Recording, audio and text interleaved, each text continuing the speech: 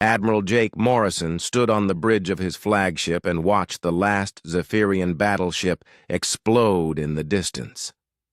The war was over. After 3 long years of fighting, humanity had won. The alien empire that once threatened to wipe out every human colony was now nothing but burning metal and empty space. But Jake felt no joy. Something was wrong. Very wrong. "Sir, we're getting reports from the outer colonies," said Lieutenant Commander Lisa Brooks. She was the smartest person Jake knew, and right now she looked worried. 5 colonies went dark just before we won the battle." Jake turned to face her. "What do you mean went dark?" "No signals, no responses, nothing. New Dakota, Prosperity, 7, Miller's World, Haven Station, and the mining colony on Kepler Prime. They all stopped talking to us at exactly the same time." Jake felt ice in his stomach. Those colonies had been safe. They were far from the fighting. The Zephyrians had no ships in those areas. Could it be equipment failure?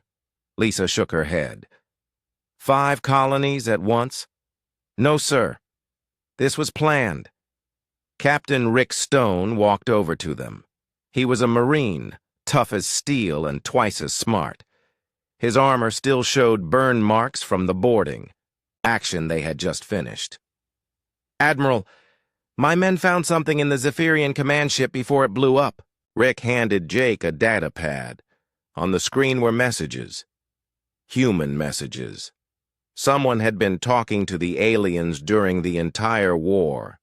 Someone had been telling the Zephyrians where human ships would be, where colonies were weak, when supply runs would happen. "How long has this been going on?" Jake asked. "From what we can tell since the war started," Lisa said. She had been reading over Jake's shoulder. "Maybe even before. Someone has been helping them kill us." Jake read the messages again. They were coded, but not well enough. The person sending them called themselves Friend of Peace. They had given the aliens detailed information about human military plans. But the worst part was at the bottom of the last message. "The final phase begins now. The colonies will fall as planned. Humanity must learn to accept guidance." "Sir," said Danny Park, the ship's tech specialist. He was young but brilliant with computers. "I've been analyzing the signal patterns. These messages came from inside our own military network. Someone with high clearance sent these." Jake felt sick. During the war, he had wondered how the aliens always seemed to know where human forces would be, how they could set perfect ambushes, how they knew exactly which colonies to hit for maximum damage. Now he knew why. "Lisa, I want you to form a special team. Find out who did this. Find every single traitor who sold out their own kind." "Yes, sir. What are my orders when we find them?" Jake looked out at the debris field where the last alien ship had died. Thousands of humans had died in this war. Good people, his friends. His brother had died defending Earth's moon. All because someone had decided humanity deserved to lose. We hunt them down. Every last one. 2 days later, Jake met with his team in a secure room on the station orbiting Earth. The war was over, but the real work was just beginning. The room was small and cold, with metal walls and a single table. Perfect for what they needed to talk. About Lisa had worked without sleep for 48 hours. She had dark circles under her eyes, but her mind was sharp as ever. "I found the pattern. The traitors called themselves the Reconciliation Movement. They believed humanity should have surrendered instead of fighting." Rick sat across from her, cleaning his sidearm. "Cowards. Not just cowards," Lisa continued. "They thought they were saving us. The messages talk about preventing humanity from becoming the next galactic threat." They actually believed the aliens were right to try to stop us. Danny looked up from his computer. I've traced 17 different sources. The signals came from colony governors, military officers, even some corporate leaders. They had people everywhere. Jake studied the list of names. Some he recognized. People he had served with. People he had trusted. How many humans died because of these people? Conservative estimate. 2 million, Lisa said quietly. They gave the aliens the locations of refugee ships, evacuation routes, supply depots. Every major disaster in this war had their fingerprints on it. The room went silent. 2 million people, men, women, children. All dead because humans had decided other humans deserved to die. Where do we start? Rick asked. Lisa pulled up a star map. The first colony that went dark was New Dakota. Governor Helen Carter was supposed to have died in an alien raid 6 months ago. But the records don't match. I think she's still alive. Then that's where we go, Jake said. Danny, can you prepare the Nightfall? The Nightfall was a stealth ship designed for special operations. Small, fast, and invisible to most sensors. Perfect for hunting traitors who thought they were safe. She'll be ready in 6 hours, Danny replied. Jake stood up. Lisa, I want everything you can find on Carter and New Dakota. Rick, pick your best. Marines. We're going hunting. As the team prepared to leave, Jake looked out at Earth through the station's windows. The planet looked peaceful from here, blue and white and beautiful. Millions of people down there were celebrating the end of the war. They thought they were safe now. But Jake knew better. The war with the aliens was over, but the war with the traitors was just beginning. These people had sold out their own kind. They had chosen alien rulers over human freedom. They had helped murder 2 million innocent people, and now they thought they could hide. Jake smiled, but it was not a happy smile. It was the smile of a predator who had found the scent. The traitors had made one big mistake. They thought the war was over. They thought they had won something by helping the aliens. They were wrong. The real war was just starting, and this time, humanity would be hunting its own. Jake Morrison was going to make sure every traitor paid for what they had done. Every single one. The hunt was about to begin. The Nightfall dropped out of faster-than-light travel at the edge of the New Dakota system. Jake Morrison stood in the small bridge and looked at the screens showing the colony ahead. From this distance, it looked dead. No ships moving. No signals. Coming out. Just a brown planet floating in space like a grave. Danny, what are you picking up? Jake asked. Danny Park worked at his station, fingers moving fast over the controls. No official signals, but there's something. Very weak power. Readings from the capital city. Someone's trying to hide, but they're still using electricity. Lisa Brooks studied her own screens. The attack that supposedly killed Governor Carter happened in the government district, but look at this. She pointed to satellite images. The damage is wrong. If aliens had attacked, they would have hit the power plants and the spaceport first. Instead, they hit empty buildings and made it look like people died. Rick Stone checked his rifle one more time. So she faked her own death? That's what it looks like, Lisa said. The question is, why is she still here? Why didn't she run to alien space? Jake thought about it. Because she's still working. The war might be over, but their job isn't done yet. The Nightfall moved closer to the planet, staying hidden. The ship's stealth systems made it invisible to most sensors, but Jake was careful. Anyway, if Carter was still alive, she might have defenses.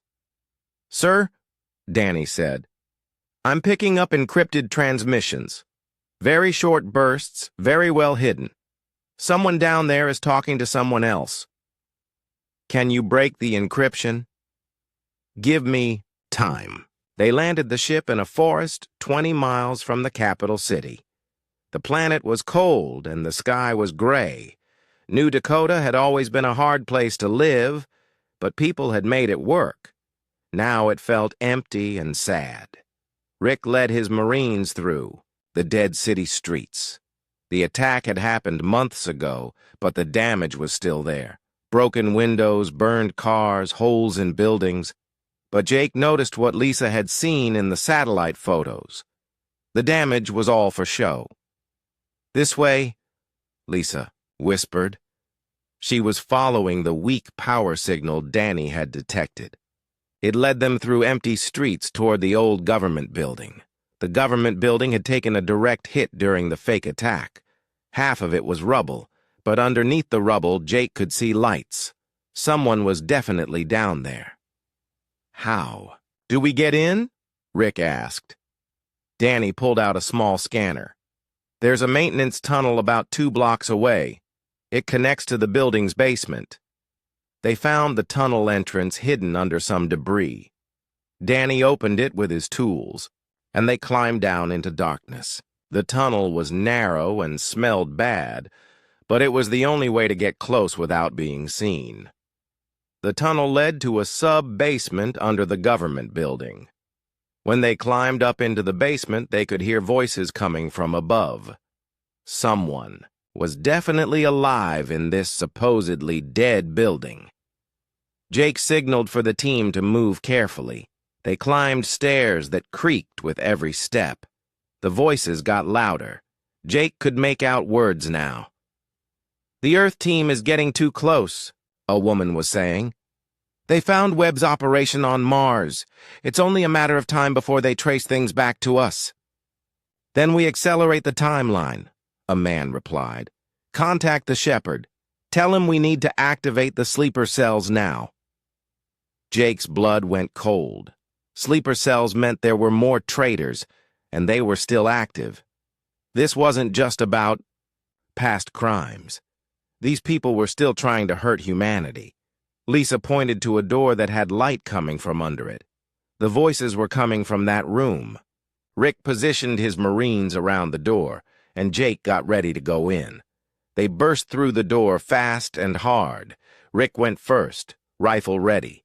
Jake came next, with Lisa right behind him. Governor Helen Carter sat at a desk covered with communication equipment. She was older than her photos, with gray hair and tired eyes, but she was definitely alive. A man Jake didn't recognize sat across from her. Both of them froze when the Marines came through the door. "Hello, Helen," Jake said. "You're supposed to be dead." Carter slowly raised her hands. "Admiral Morrison, I wondered when you would find me. You've been a busy woman. Planning more attacks on human colonies?" Carter's face didn't change. "I've been trying to save our species from itself. By helping aliens kill us. By preventing humanity from becoming the next great evil in the galaxy." Carter stood up slowly. "Do you know what humans did during this war, Admiral? The colonies we burned? The prisoners we executed? The civilian ships we destroyed because they might have been carrying supplies?" Jake had heard this argument before.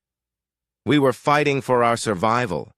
We were proving that we're exactly what the Zephyrians said we were, a violent, aggressive species that will destroy everything in its path."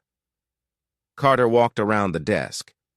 "The reconciliation movement tried to end the war before humanity could show its true nature. When that failed, we tried to limit the damage.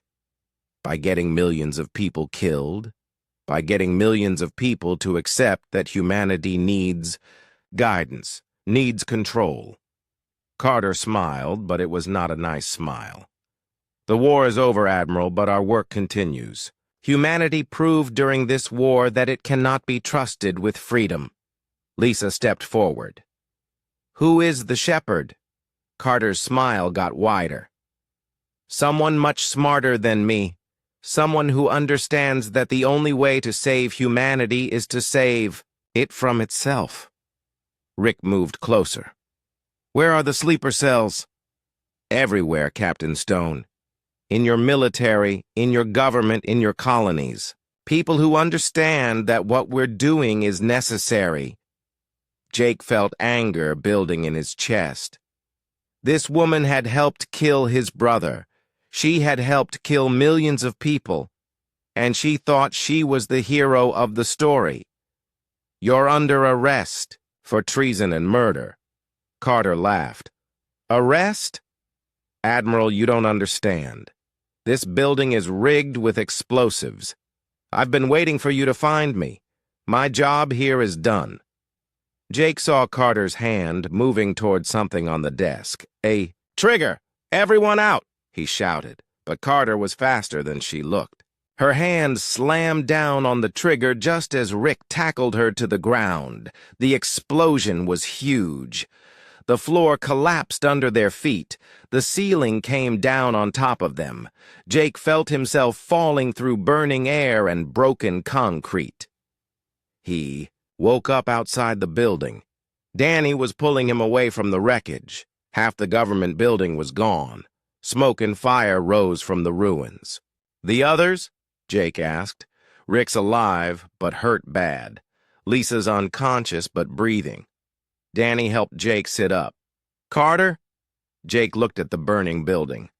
Dead. But she gave us something before she died. What? The shepherd and sleeper cells. Jake stood up slowly. Everything hurt, but he could move. This isn't over, Danny. It's just getting started. As they waited for medical help, Jake thought about what Carter had said.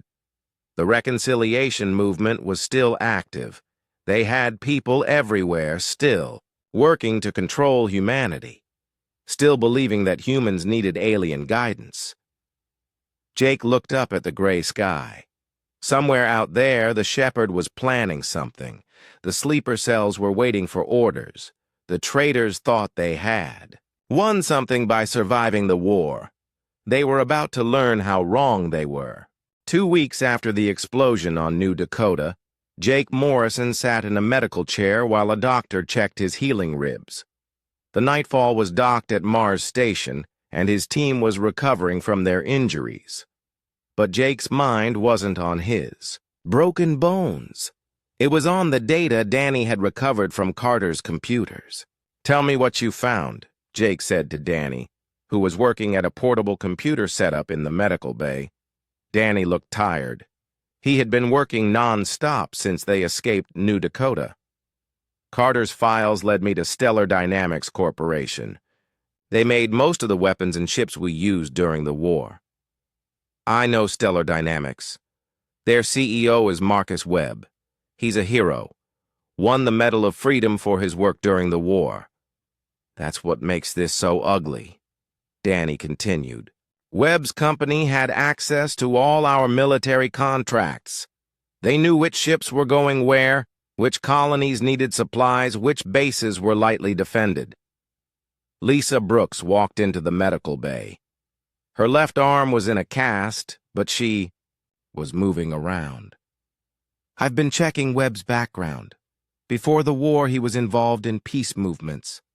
He gave speeches about how humans were too aggressive and needed to learn to cooperate with other species. Rick Stone limped in behind Lisa. His leg was still healing from the explosion, but he refused to stay in bed. Sounds like Carter's kind of person.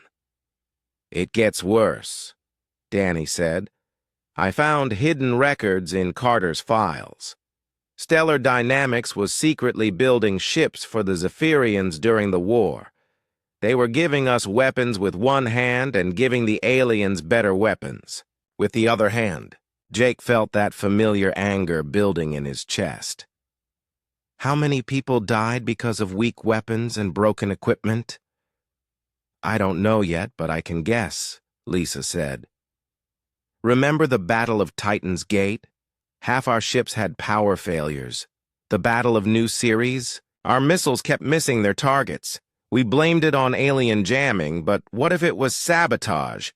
Jake stood up from the medical chair. Where is Webb now? His corporate headquarters on Mars.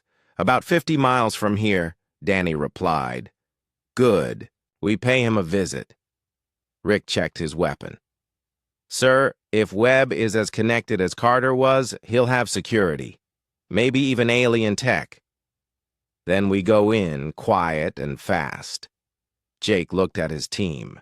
They were all hurt, but they were all angry. Good. They would need that anger for what was coming. The Stellar Dynamics building was huge and shiny, like a monument to human success. It sat in the middle of Mars City's business district, surrounded by smaller buildings and busy streets. Thousands of people worked there, making the weapons and ships that had won the war. But Jake now knew that some of those same people had been helping the enemy. Danny hacked into the building security system from their hotel room. Webb is on the top floor, but there's something weird. The basement levels don't show up on any public plans, and there's a lot of power being used down there. Hidden levels, Lisa said. What do you want to bet that's where they keep the really interesting stuff? They waited until night, then approached the building through the maintenance tunnels that ran under Mars City. Danny led them to a service entrance that his computer work had unlocked. The basement was not what Jake expected. Instead of storage, rooms, and equipment, they found laboratories, clean, white rooms full of alien technology, computers that used Zephyrian designs, weapons that combined human and alien engineering. This is impossible, Rick whispered. How did they get so much alien tech? Trade, Lisa said quietly. They've been trading with the Zephyrians for years. They moved deeper into the basement. In one lab, they found something that made Jake's stomach turn. Human prisoners in cells, not aliens. Humans. Who are you people? One of the prisoners asked when he saw them. Jake opened the cell. We're here to help. Who are you? Lieutenant Colonel Ben Martinez, Intelligence Division. I've been investigating stellar dynamics for 6 months. When I got too close to the truth, they grabbed me. What truth? Martinez rubbed his wrists where the restraints had been. Stellar Dynamics has been working with the Zephyrians since before the war started. They helped plan the whole thing. The aliens needed humans to develop better technology, so they started a war that would force us to innovate. Jake felt sick. You're saying the entire war was planned? Not exactly. The Zephyrians really did want to control human expansion. But Webb and his people convinced them that a long war would be better than a quick victory. It would give both sides time to develop new technology and new ways of thinking. Lisa opened more cells. There were 12 prisoners total, all military or intelligence people who had discovered pieces of the conspiracy. Where's Webb now? Jake asked. Top floor, but he knows you're here, Martinez said. They've been watching you since you landed, on Mars. Alarms started ringing throughout the building. Red lights flashed in the corridors. Time to go, Rick said. But when they reached the elevator, it wouldn't work. Danny tried to override it, but the system was locked down. Emergency stairs, Lisa said. They climbed 24 floors while security forces tried to stop them. Rick's Marines fought a running battle up the stairwell while Jake's team protected the rescued prisoners. The top floor was different from the rest of the building. Expensive furniture, real windows looking out over Mars City, and walls covered with awards and honors. Marcus Webb sat behind a massive desk, calm and relaxed despite the fighting going on below. Admiral Morrison, Webb said as they burst into his office. "I've been expecting you." Webb was older than Jake had expected, with white hair and tired eyes. He looked like someone's grandfather, not a traitor who had helped start a war. "You helped the aliens kill millions of people," Jake said. "I helped prevent humanity from destroying the galaxy." Webb stood up slowly. "Do you know what humans would have done if we had won the war quickly? We would have taken over Zephyrian space. Then we would have looked for the next species to conquer, and the next, until we had destroyed everything. So you decided to stop us by helping aliens kill us?" Webb walked to the window and looked out at the city. "I decided to teach humanity a lesson about cooperation, about accepting guidance from older, wiser species." Danny was working at Webb's computer. "Sir, I'm finding records of meetings with someone called the Shepherd, and there are shipping records. They've been sending technology and personnel to a location in the Outer Rim." "What kind of personnel?" Lisa asked. Danny's face went pale. "Military advisors, weapons specialists, and Zephyrian survivors." Jake turned back to Webb. "You're rebuilding their military." "I'm building something better. A combined human-alien force that can maintain peace in the galaxy." The reconciliation. "Movement was never about surrender, Admiral. It was about evolution." Rick pointed his rifle at Webb. "Evolution into what?" "Into a species worthy of survival." Webb smiled. "The war is over, but the real work is just beginning. Humanity needs to be guided, controlled, taught to live peacefully with other species. The Shepherd understands this." "Who is the Shepherd?" Jake demanded. Webb's smile got wider. "Someone much closer to you than you think, Admiral. Someone who has been watching your investigation from the very beginning." Jake felt ice in his veins. The Shepherd wasn't just coordinating the conspiracy. The Shepherd was inside their own operation. "Danny, copy everything from his computers. We need to know where this base is." But as Danny worked, Webb reached for something under his desk. Rick saw the movement and fired, but it was too late. Webb had triggered something. "Goodbye, Admiral," Webb said as he fell. "Give my regards to the Shepherd." The building's self-destruct system activated. They had 3 minutes to get out. They ran for their lives, carrying the data Danny had copied and helping the rescued prisoners. The building exploded behind them as they reached the street, sending glass and metal flying across Mars City. Later, on the nightfall, Jake studied the data they had recovered. The location Webb had been sending people to was a star system called Kepler 442. No official colonies there, but the shipping records showed massive amounts of supplies being sent there for months. "That's where we'll find them," Jake said. But Lisa looked worried. "Sir, what Webb said about the Shepherd being close to us? What if he's right?" Jake looked at his team. Danny, Lisa, Rick. People he trusted with his life. People who had been with him since the beginning. But Webb's words echoed in his mind. "Someone much closer than you think. Someone who has been watching your investigation from the very beginning." Jake made a decision. "We go to Kepler 442, but we watch each other. We trust no one completely until this is over." As the nightfall prepared to jump to faster-than-light travel, Jake wondered if one of his own people was planning to betray him. The thought made him sick, but he couldn't ignore it. The hunt was getting more dangerous, and the enemy was getting closer. The coordinates from Webb's files led them to Prosperity Station, a massive space platform floating in the void between star systems. Jake Morrison looked at it through the nightfall's sensors and felt something was wrong. The station was supposed to be a neutral trading post and refugee center. During the war, it had saved thousands of human lives, but now it looked like a fortress.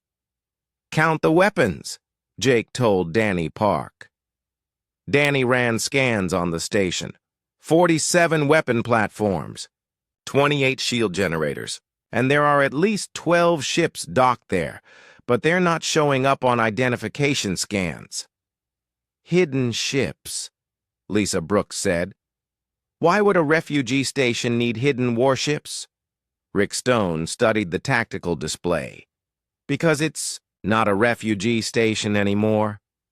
Look at the traffic patterns. Ships come in dark, unload cargo in hidden bays, then leave the same way." Jake remembered Prosperity Station's commander from the war reports. Commander Amy Foster had been called a hero for saving so many human refugees. She had personally organized the evacuation of 6 colonies before the aliens could attack them. Now Jake wondered if those evacuations had been something else entirely. "Danny, can you hack their communications?" "Already working on it." Danny's fingers moved fast over his controls. "Got something. They're using military encryption, but it's an old version. There, listen to this." A woman's voice came through the speakers. It was calm and controlled, with the kind of authority that came from years of command. "The packages from Mars have arrived safely. Begin processing immediately. Group A goes to Facility 7. Group B goes to Facility 12. Group C, dispose of them cleanly." Jake felt his blood turn cold. Packages and disposal. Those were code words for people. "Sir," Danny said quietly, "I'm picking up life signs from inside the station, hundreds of them. But they're in sections that are supposed to be empty storage areas." "Prisoners," Lisa said. "She's been taking prisoners." Rick checked his weapons. "How many Marines does she have?" Danny ran more scans. "At least 200 armed personnel, but some of the signatures are weird. I think some of them aren't human." "Alien." "Mercenaries," Jake said. "Foster's hired alien help. They watched the station for 6 hours, learning its patrol patterns and defenses. What they saw made Jake sick. Ships would arrive carrying humans, refugees, prisoners, people who had opposed the reconciliation movement. Some would be unloaded and taken into the station. Others would be transferred to different ships that left immediately. "She's sorting people," Lisa said, "deciding who lives and who dies." "We go in," Jake decided. "But this won't be like the other raids. Foster has turned this place into a military base." They approached the station hidden in the shadow of a cargo ship that was making a regular delivery. When the cargo ship docked, the Nightfall attached itself to the station's hull near a maintenance airlock. Rick led his Marines through the airlock while Jake, Lisa, and Danny followed. The inside of the station was clean and well-maintained, but it felt wrong, too quiet, too empty. They found the first group of prisoners in what used to be a shopping area. 50 people locked in cages like animals, men, women, children. All of them looked scared and hungry. "Who are you?" Jake asked a woman near the front of the nearest cage. "Captain Sarah Kim, Colonial Defense Force. We were investigating missing refugee ships when Foster's people captured us." "How long have you been here?" 3 months, maybe 4. Foster sorts people when they arrive. Some get sent away immediately. Others, like us, get kept here. We don't know why. Lisa opened the cages while Rick's Marines stood guard. "How many prisoners are there?" "Hundreds, maybe thousands. They keep us in different sections so we can't communicate." Danny found a computer terminal and started downloading information. "Sir, Foster's been running this operation for over a year. She's processed over 10,000 people through here." "Processed how?" Some get sent to prison camps in alien space. Some get sent to work facilities. Some... Danny's voice trailed off. Some what? Some get marked for termination. People who Foster thinks are too dangerous to leave alive. Jake felt that familiar anger building. During the war, Amy Foster had been praised for saving civilian lives. Now he learned she had been deciding which civilians deserved to live. They moved deeper into the station, freeing prisoners as they went. Each group told the same story. They had been captured while investigating the reconciliation movement or while trying to expose collaborators. Foster was cleaning up loose ends, getting rid of anyone who might threaten the conspiracy. In the station's central command area, they found Foster herself. Commander Amy Foster was smaller than Jake had expected, but she carried herself like a soldier. She was about 50 years old, with short gray hair and cold blue eyes. When Jake's team burst into the command center, she didn't seem surprised. "Admiral Morrison," she said calmly, "you're 3 days earlier than I expected." "You've been expecting us?" "Of course. The shepherd told me you would find this place eventually." Foster gestured to the screens around her, showing different sections of the station. "I've been preparing for your arrival." On the screens, Jake could see alien soldiers moving through the corridors where they had just been. The prisoners they had freed were being rounded up again. "You hired alien mercenaries to help you murder humans?" Foster smiled, but it was not a nice smile. "I hired professionals to help me clean up a mess. Do you know what these people were doing, Admiral? They were spreading lies about the reconciliation movement, trying to convince others that cooperation with alien species was wrong." "Cooperation? You mean surrender?" "I mean evolution. Humanity had its chance to prove it could be peaceful. Instead, we chose war. Now we need guidance to become better than we are." Lisa pointed her weapon at Foster. "You've been killing innocent people." "I've been removing obstacles to peace." Foster turned to face Lisa. "Every person I've processed was working against the greater good. They would have caused more wars, more destruction, more death." Jake looked at the screens showing alien soldiers hunting his Marines. "How long have you been working with aliens?" "Since before the war began." "The Zephyrians aren't our enemies, Admiral. They're our teachers. They've been waiting for humanity to grow up, to learn to live peacefully with other species. By starting a war that killed millions, by giving us a lesson we couldn't ignore." Foster walked to a control panel. "The war taught humanity that we're not as strong as we thought, that we need help to survive in a galaxy full of older, wiser species." Danny was working at a computer terminal. "Sir, she's about to broadcast something, a signal to every human colony." Jake rushed to Danny's station. On the screen was a list of names and locations. Human intelligence operatives, resistance leaders, people who had opposed the reconciliation movement. "She's going to expose our entire intelligence network," Lisa said. Foster's hand moved toward the broadcast control. "Every name on that list represents someone who refuses to accept the new reality. Once their identities are public, they'll be eliminated by local reconciliation cells." Jake shot the control panel, but Foster laughed. "Too late, Admiral. The signal is already transmitting."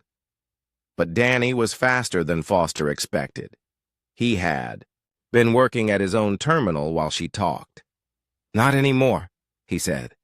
"I jammed the transmission and sent a virus back through their network." Foster's smile disappeared. "Impossible." "Never underestimate a human geek," Danny said. Alarms started ringing throughout the station. Foster's alien mercenaries were fighting. Rick's Marines in the corridors.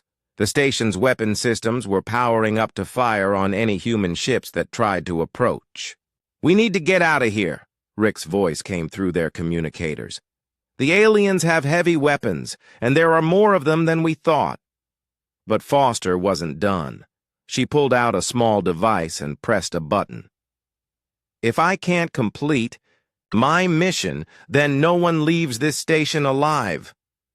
The station's nuclear reactor started overloading. They had maybe 10 minutes before the entire platform exploded, taking everyone on it with it.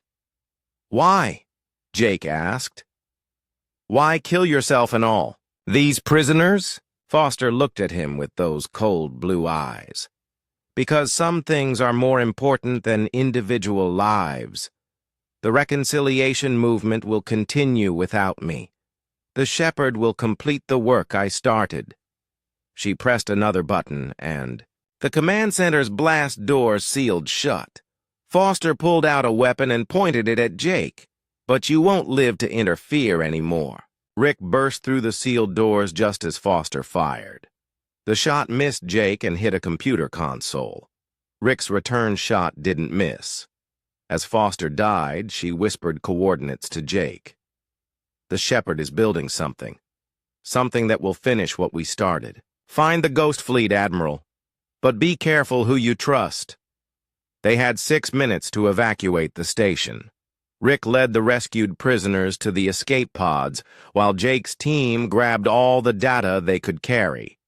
The alien mercenaries fought to the end, but they couldn't stop everyone from escaping. The Nightfall pulled away from Prosperity Station just as the reactor exploded. The blast lit up space like a new star, then faded to nothing. Later, on the Nightfall, Jake studied the coordinates Foster had given him with her last breath. They led to an uncharted system near the edge of human space. "The Ghost Fleet," Lisa said. "What do you think it is?" Jake Morrison stood in the communications room of the Nightfall and watched his world fall apart. The message from Earth Command was clear and terrifying. The hybrid fleet had reached human space and was attacking military bases across 3 sectors. But that wasn't the worst part. "Admiral Morrison," the voice from Earth Command continued, "you and your team are wanted for questioning regarding possible alien collaboration. Return to Earth immediately for debriefing." Jake felt ice in his veins. Someone had convinced Earth Command that his team were the real traitors. Danny Park looked up from his computer station. "Sir, I'm monitoring military communications across human space. Our pictures are being broadcast on every channel. We're wanted for treason." Lisa Brooks checked the tactical display. 3 human fleets are moving to intercept us. They think we're working with the aliens." Rick Stone loaded his rifle. "How is this possible? We've been hunting the real traitors." Jake thought about it, and the answer made him sick. "Because the shepherd is inside Earth Command. They're using our own people against us, while they had been chasing collaborators across the galaxy. The real leader of the conspiracy had been working from inside humanity's military headquarters. Every report Jake had sent, every discovery they had made, had been going directly to the enemy. "Danny, can you trace who gave the order to hunt us?" Danny worked at his computer for several minutes. "The order came from General Patricia Wells's office. She's the head of internal security." Jake knew Wells. She was a hero from the war, the woman who had saved Earth during the Battle of Terra Nova. She had personally recommended Jake for this mission, and now Jake realized why. "Wells is the shepherd," he said quietly. Lisa stared at him. "That's impossible. General Wells is the most decorated officer in the fleet. She saved millions of lives during the war, which gave her the perfect cover to coordinate with the enemy." Jake pulled up Wells's service record on the screen. "Look at this." Every major battle where we took heavy losses, Wells was involved in the planning. Every time the aliens seemed to know exactly where we would be, Wells had access to the information. Rick studied the data. She's been playing both sides from the beginning. Not both sides, Jake corrected. She's been working for the aliens from the start. The reconciliation movement was never about peace between species. It was about human surrender. Danny intercepted more communications. Sir, the hybrid fleet has taken control of the Mars defense grid. They're demanding that all human military forces stand down and accept peaceful guidance from Zephyrian advisors. And some of them are doing it, Lisa said, reading reports from across human space. The Third Fleet just surrendered to the hybrids. They're saying it's better than continued war.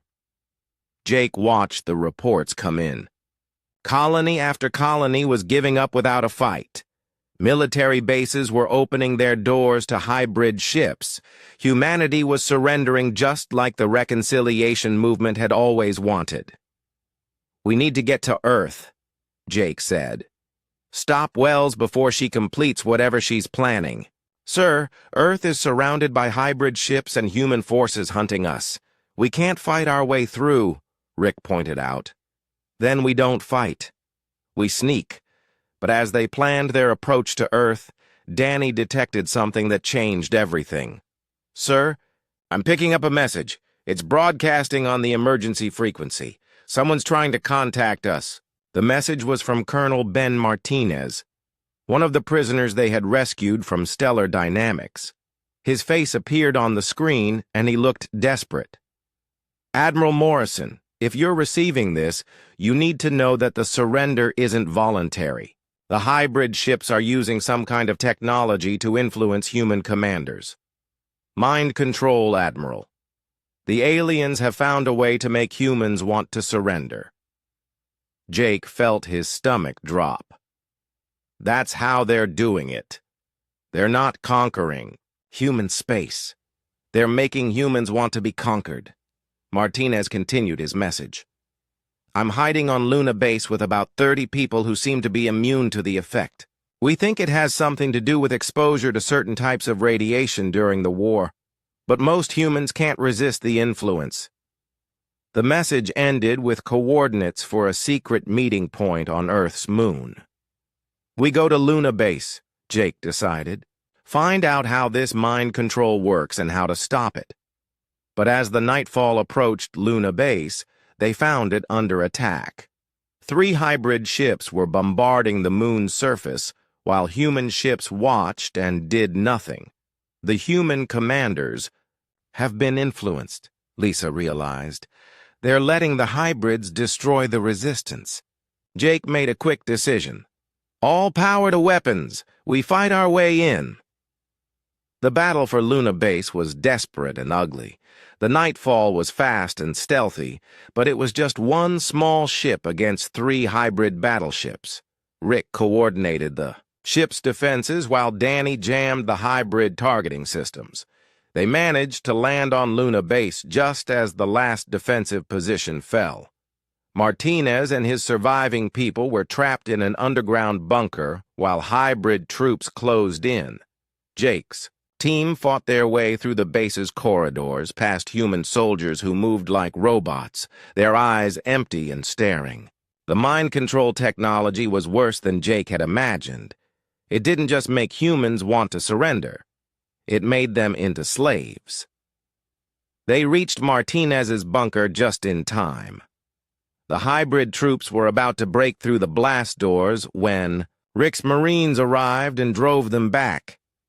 Admiral, Martinez said as they helped evacuate his people, we found out how the mind control works. The hybrid ships broadcast a specific frequency that affects human brain chemistry. Most people become docile and cooperative within hours of exposure. Why are some people immune? Radiation exposure during the war seems to provide some protection. Also, people with strong psychological resistance can fight off the effect for a while. As they fought their way back to the nightfall, Jake thought about what Martinez had told him. The aliens weren't just conquering human space. They were turning humans into willing slaves. Back on the ship, Danny analyzed the mind control frequency. I can build a jamming device, but it would only protect a small area. To stop this across all of human space, we'd need to get to the source. Where's the source? Earth. The main broadcast is coming from somewhere on the planet's surface. Jake realized what that meant. Wells wasn't just coordinating the surrender. She was controlling it directly from Earth Command Headquarters. We go to Earth, Jake said. End this where it started. But as they approached Earth, they found the planet surrounded by hybrid ships and human vessels under alien control. Getting to the surface would be almost impossible. Sir, Lisa said, studying the tactical display. There's something else. The hybrid fleet isn't just controlling human military forces. They're broadcasting the mind control signal to civilian populations. 2. Every major city on Earth is under the influence. Jake looked at Earth through the Nightfall's sensors. His home planet looked peaceful and normal, but he knew that millions of people down there were no longer thinking for themselves. How long do we have? He asked Danny. Based on the broadcast pattern, I'd say maybe 6 hours before the effect becomes permanent. After that, the influenced humans won't just be cooperative. They'll be completely loyal to alien control. 6 hours to save humanity from becoming a slave species. Jake looked at his team. 4 people against an entire planet full of mind-controlled humans and alien technology. Danny, you said some people can resist the effect? For a while, yes. Strong-willed individuals can fight it off, but not forever. Then we find those people. Build a resistance. Fight back from the inside. As the Nightfall prepared to break through Earth's defenses, Jake thought about what they were facing. The reconciliation movement had finally achieved its goal. Humanity was about to accept alien guidance, whether they wanted to or not. But Jake Morrison wasn't ready to surrender. Neither were his people. And somewhere down on Earth, there had to be others who would rather die free than live as slaves. The final battle was about to begin. Not just for human space, but for the human mind itself. The Nightfall broke through Earth's orbital defenses in a desperate dive that should have killed them all. Jake Morrison watched human ships fire on his vessel while their crews stared with empty eyes. The mind control was working perfectly. Humanity was hunting its own protectors. They crashed in the mountains outside Denver, the ship's stealth systems barely keeping them hidden from the search patrols that swept the area every few minutes. Ship's wrecked, Rick Stone reported. We're not flying out of here. Danny Park worked frantically at his portable computer. The jamming device is ready, but it only has a range of about 50 yards.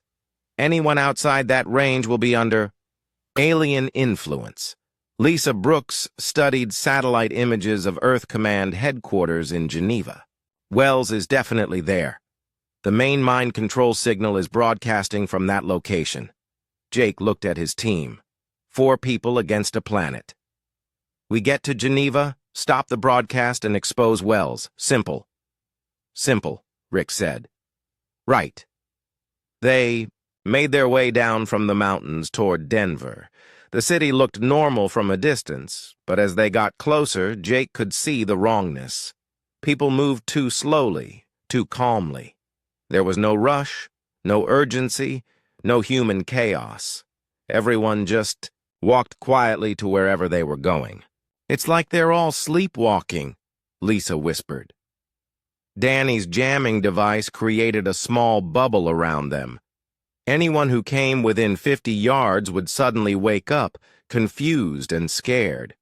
But the effect only lasted as long as they stayed close to the device. In downtown Denver, they found a group of resistance fighters hiding in an old subway tunnel. About 20 people, all of them showing signs of fighting off the mind control influence. Their leader was a woman named Captain Julie Chen from the local military base. "Admiral Morrison," Chen said when she saw Jake. "Thank God. We've been waiting for someone to tell us what's happening." "How long have you been fighting the influence?" Jake asked. 3 days. It started when the hybrid ships arrived. Most people just gave up, stopped caring about anything except following orders from the new peacekeeping authority. Jake explained about the mind control technology and Wells's betrayal. Chen's people listened with growing anger. "So we're not going crazy," one of them said. "Something really is trying to control our minds." "And succeeding with most people," Danny added. "You're all lucky to be resistant." "Lucky?" Chen laughed bitterly. "Half my people shot themselves rather than become slaves. The rest of us are hiding in sewers while our families forget we exist." Jake understood their anger, but there wasn't time for it. "We need to get to Geneva. Stop the main broadcast." Geneva's 1,000 miles away, and every transportation hub is under alien control, Chen pointed out. "Then we steal a ship." They planned their assault on Denver Airport carefully. Most of the facility was controlled by influenced humans who would try to stop them. But Chen's people knew the layout, and Danny could jam the mind control signal for short periods. The attack went wrong almost immediately. Human security forces weren't just influenced by the alien technology. They had been enhanced. They moved faster, reacted quicker, and fought with inhuman coordination. Jake realized the aliens weren't just controlling human minds. They were improving human bodies. "They're making them better soldiers," Rick shouted, as they fought through the airport terminal. "Better slaves," Jake corrected. They managed to steal a small transport ship, but the cost was high. Half of Chen's people were killed or captured. The survivors barely made it off the ground before hybrid fighters arrived to stop them. The flight to Geneva was a nightmare of dodging patrols and hiding in storm clouds. Jake watched the landscape below and saw the same wrongness everywhere. Cities where people moved in perfect order. Military bases where soldiers stood at attention for hours without moving. Farms where workers labored in precise patterns. "The whole planet is becoming a machine," Lisa said quietly. When they reached Geneva, they found Earth Command headquarters surrounded by hybrid ships and enhanced human guards. The building itself looked normal, but Jake could see alien technology integrated into its structure. "Wells has turned our own military center into an alien base," he realized. They landed the transport ship in the mountains above the city and approached on foot. Danny's jamming device created their bubble of freedom, but it also made them visible to alien sensors. "They know we're here," Danny warned. "The jamming signal shows up on their equipment." "Good," Jake said. "Let them come." The battle for Geneva started in the city streets. Enhanced human soldiers attacked in perfect formation while overhead, hybrid ships provided support. But something unexpected happened. As Jake's team fought their way through the city, civilians began to wake up. The sound of gunfire, the sight of combat, the stress of battle.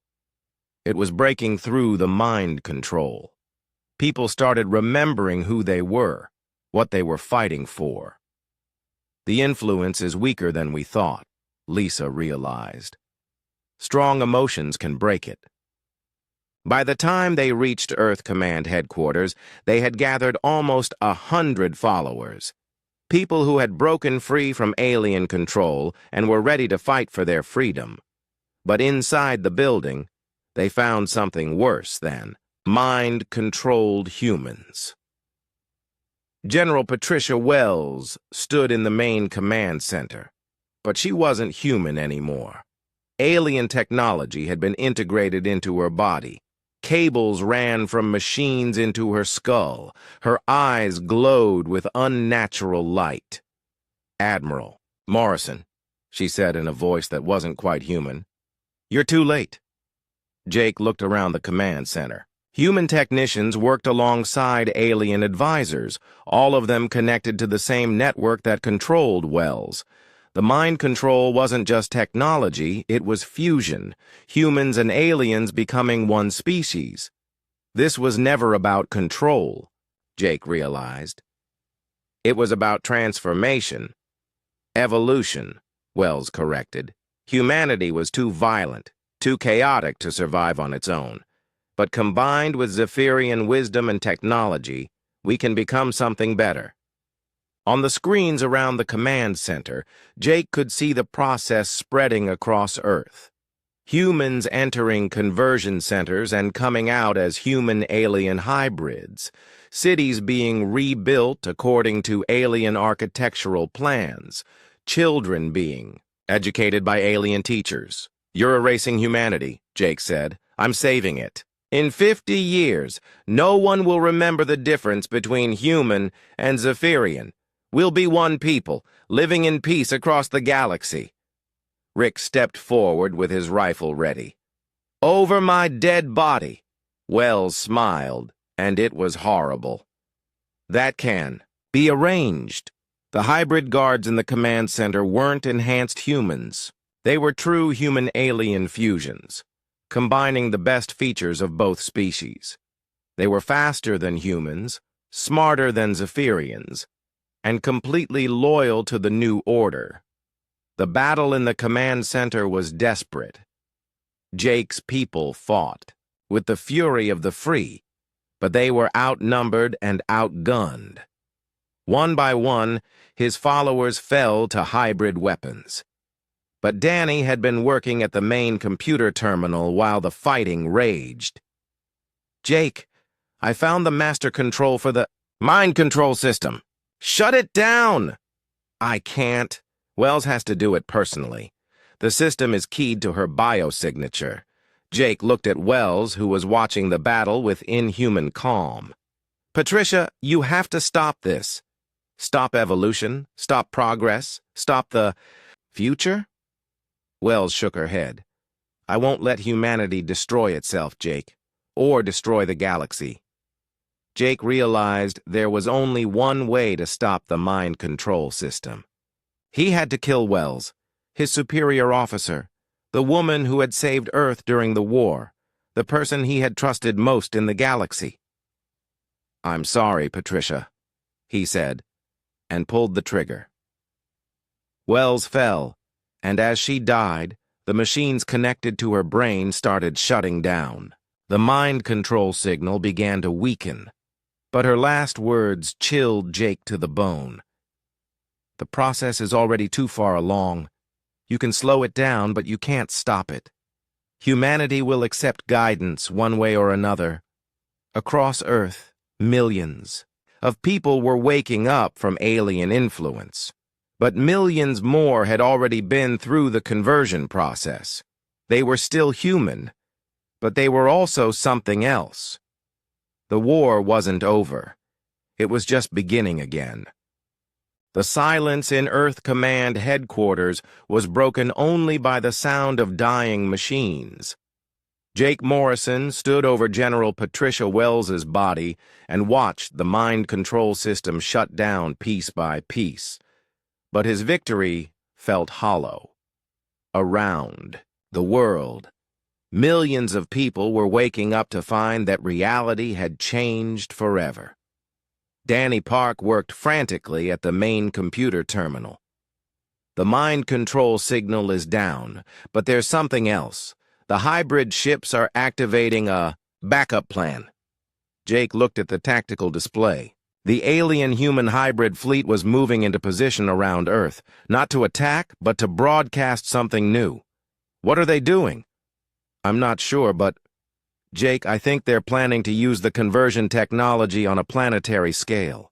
everyone on Earth at the same time. Lisa Brooks monitored communications from around the globe.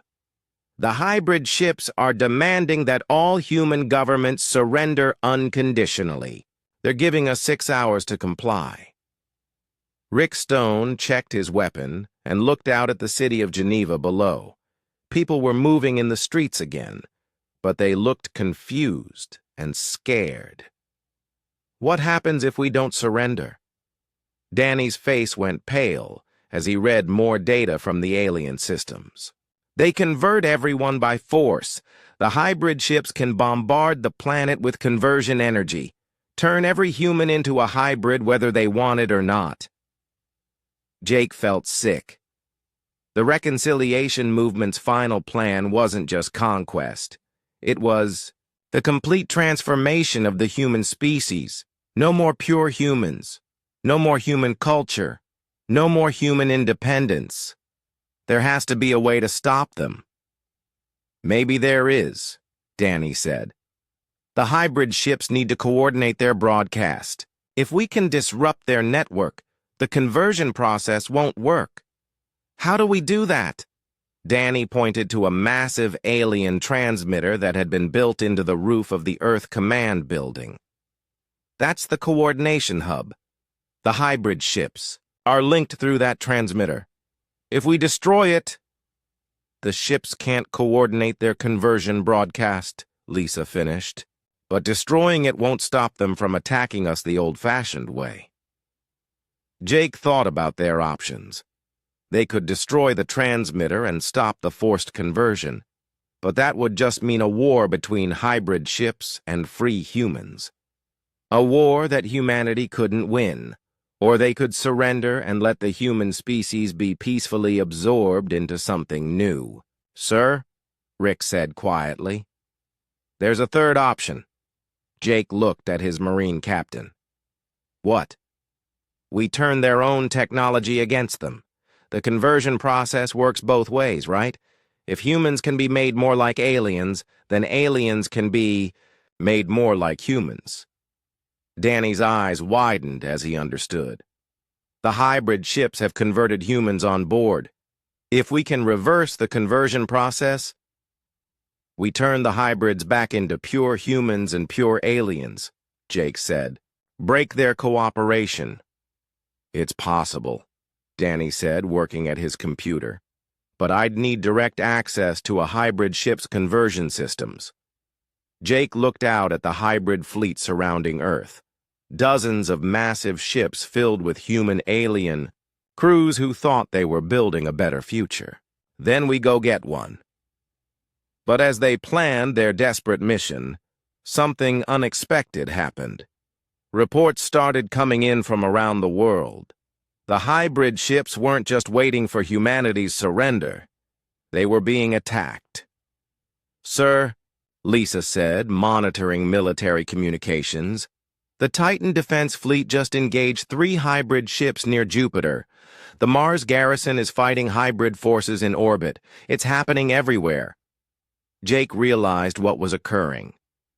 Humans across the galaxy were choosing to fight rather than surrender. Even against impossible odds, they were refusing to give up their freedom. They're not going to just accept conversion, Rick said with pride in his voice. Which means the aliens will use force, Danny warned. The planetary conversion will begin whether we surrender or not. Jake made his decision. We go up there, take a hybrid ship, reverse their conversion process. They fought their way to the building's roof, where a small shuttle was parked. The hybrid ships hadn't bothered to guard it, because they thought all humans were either controlled or converted. The flight up to the hybrid fleet was the longest few minutes of Jake's life. Any second, he expected to be blown out of space by weapons that combined the best of human and alien technology, but the shuttle's identification codes were still valid. They docked with a hybrid cruiser before anyone realized what was happening. The inside of the hybrid ship was disturbing. Humans and aliens worked together in perfect harmony. But they all looked wrong. The humans had alien features grafted onto their bodies. The aliens had human expressions on their faces. "They're not two species anymore," Lisa whispered. "They're one species that used to be two." They fought their way to the ship's conversion chamber, where more humans were being processed. Jake watched in horror as people went into the machines, as humans, and came out as something else. Danny accessed the conversion systems and began the reversal process.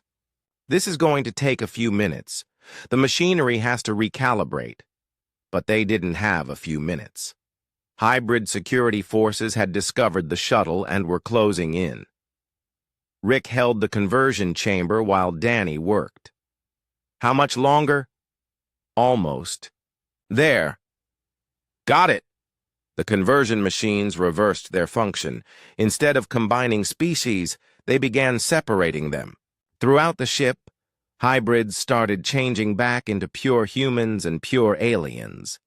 And something amazing happened. The pure humans remembered what they had been fighting for.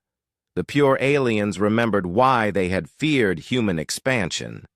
The cooperation that had held the hybrid fleet together began to collapse. "It's working," Lisa said, monitoring ship communications. "The hybrid crews are splitting into human and alien factions." Across the fleet, the same thing was happening. Ships that had been united in purpose were now torn by internal conflict. Human crew members were rebelling against alien commanders. Alien officers were trying to reassert control over human subordinates. But the victory came with a price. As the conversion reversal spread through the fleet, the aliens revealed their true plan. The humans were never partners, one alien commander broadcast on an open channel. They were test subjects. We needed to understand human psychology before we could properly control them. Jake felt betrayal cut through him like a knife. The entire reconciliation movement had been a lie. The aliens had never intended to work with humans as equals. They had been studying human weaknesses, learning how to exploit them. Even the collaborators were being used, Lisa realized. Wells, Hayes, all of them thought they were saving humanity, but the aliens just saw them as useful tools. The hybrid fleet was tearing itself apart as humans and aliens turned on each other. But the planetary conversion system was still active. Earth was still in danger. "Danny, can you shut down the conversion? Transmitter from here?" "Working on it." "There." The massive transmitter on Earth Command headquarters exploded in a shower of sparks and alien metal. Around the world, the conversion broadcast stopped. But the war wasn't over. Pure alien ships were moving toward Earth, no longer pretending to be peacekeepers. They had been exposed, and now they were choosing conquest over conversion. "All human ships, this is Admiral Morrison," Jake broadcast on all military frequencies. "The aliens were never our partners. They were studying us, learning to control us. Fight them with everything you have." The response was immediate. Human. Fleets across the galaxy turned their weapons on former hybrid allies. The coordinates Foster had given them led to a star system that didn't exist on any official maps. When the nightfall dropped out of faster-than-light travel, Jake Morrison found himself looking at something that made his blood run cold. A massive shipyard floated in the darkness between two dead planets. It was bigger than anything humans had ever built. Dozens of ships were under construction, but they weren't human ships or alien ships. They were something new, something wrong. "What am I looking at?" Jake asked Danny Park. Danny ran every scan. The Nightfall had. "The ships are using both human and Zephyrian technology. Human hulls with alien engines. Human weapons with alien targeting systems. It's like someone took the best parts of both species and put them together." Lisa Brooks studied the tactical display. "How many ships?" 43 completed vessels. "Maybe 20 more under construction. And sir, they're big.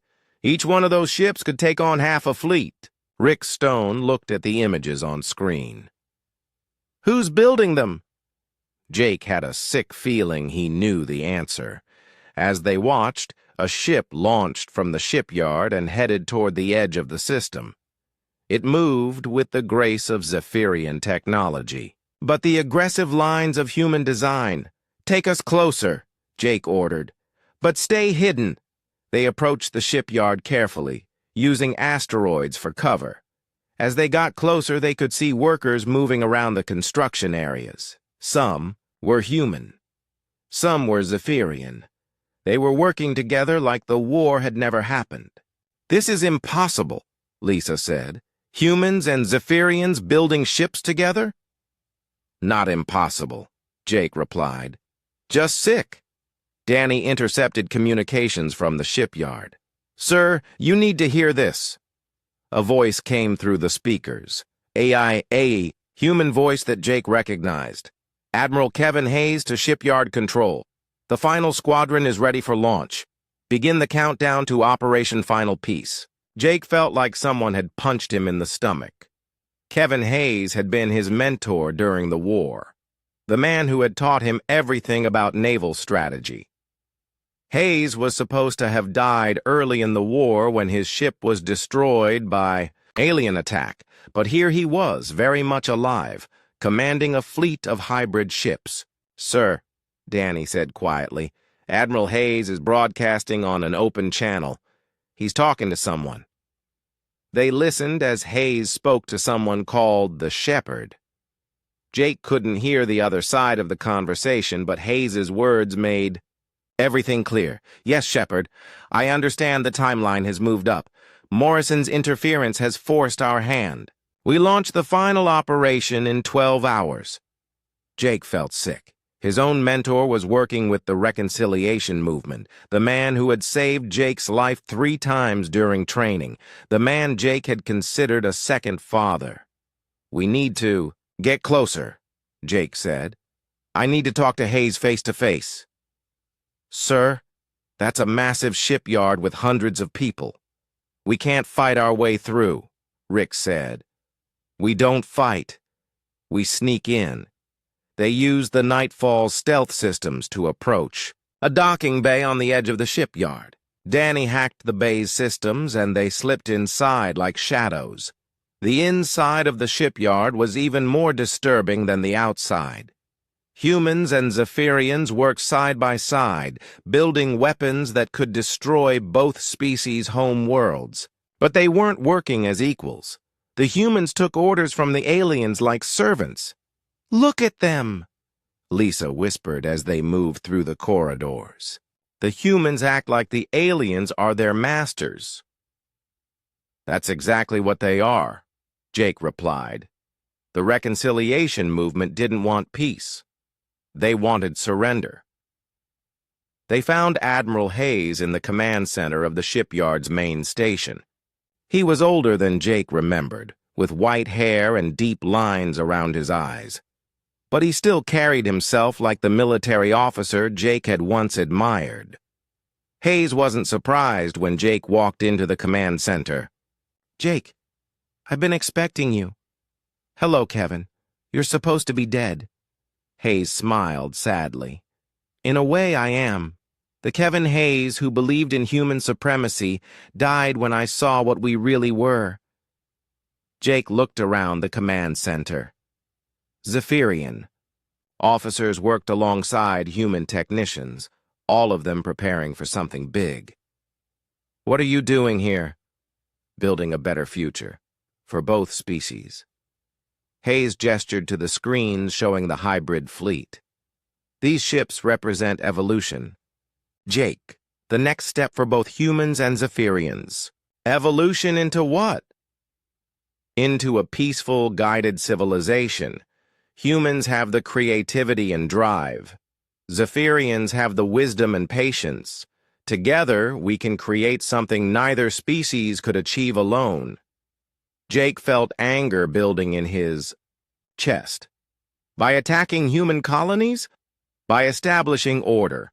by showing humanity that cooperation is better than conquest.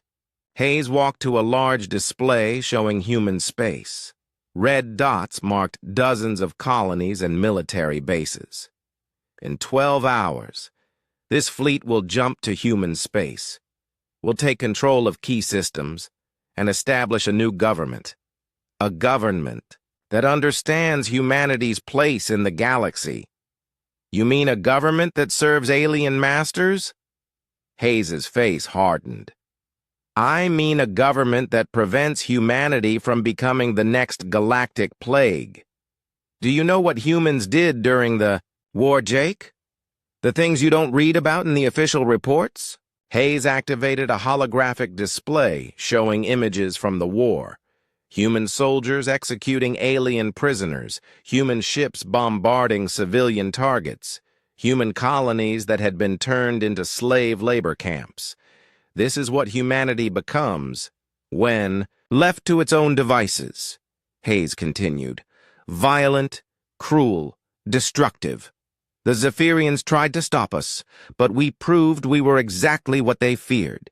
Jake stared at the images. Some of them he recognized from battles he had fought.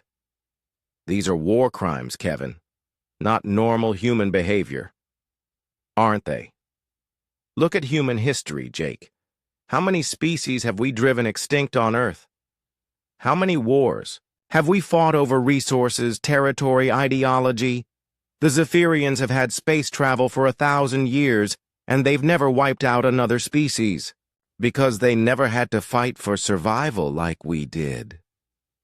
Because they learned to control their aggressive instincts, something humanity has never done. Hayes walked closer to Jake. The reconciliation movement tried to end the war before humanity could show its true nature. When that failed, we decided to save humanity from itself. Lisa stepped forward. By building a fleet to conquer human space, by building a fleet to establish guidance, these ships will patrol human space, preventing conflicts, stopping expansion into territory belonging to other species, teaching humanity to live in peace. Rick laughed, but it wasn't a happy sound. Under alien control, under experienced guidance, the Zephyrians have maintained peace in their territory for centuries. They know how to prevent the kind of violence that humans seem to enjoy. Jake looked at his old mentor and felt something break inside his chest. You really believe this? I've seen what happens when humans are left to make their own choices. We start wars. We commit genocide. We destroy everything we touch. Hayes returned to the command display. This fleet will prevent that. Humanity will learn to live peacefully whether they want to or not. And if we refuse, Hayes's expression didn't change. Then you'll be stopped, permanently. Danny had been quietly working at a computer terminal while they talked. Now he looked up with alarm. Sir, the fleet is preparing to launch. All ships are powering up for faster-than-light travel. Jake looked at the tactical display. 43. Massive ships, each one more powerful than anything in the human fleet. If they reached human space, they could take over every major colony and military base within days. Kevin, don't do this. We can find another way. Hayes shook his head. The time for other ways is over. Humanity had its chance to prove it could be peaceful. Instead, you chose war. Now the choice is being taken away from you. Alarms started ringing throughout the shipyard. Jake realized that Danny had done more than just monitor the systems. He had planted a virus in the shipyard's computers. What did you do? Hayes demanded. I gave humanity a choice, Danny replied. The virus is broadcasting the location of this shipyard to every human military base in the galaxy. They'll be here in 6 hours. Hayes's face went pale. You've doomed both species to continued war. No, Jake said. I've given humanity the chance to choose its own future. Hayes reached for a weapon, but Rick was faster. The Marine's shot brought down Jake's former mentor, the man who had taught him everything about being a naval officer. As Hayes died, he whispered, "The Shepherd will finish what we started." "You can't stop them all, Jake." The hybrid fleet was launching, one ship at a time. Jake watched as the massive vessels disappeared into faster-than-light travel, heading for human space. "How many got away?" he asked Danny. 23 ships. The virus stopped the others, but 23 is enough to take over half our colonies. Jake looked at the remaining ships in the shipyard. Human and Zephyrian technology combined into weapons of conquest. The reconciliation movement's final plan was in motion. But Hayes's last words bothered him. "The Shepherd will finish what we started." The real leader of the conspiracy was still out there, and Jake was starting to suspect the Shepherd was closer than anyone imagined. "We need to get back to human space," Jake said. "Warn them about the fleet."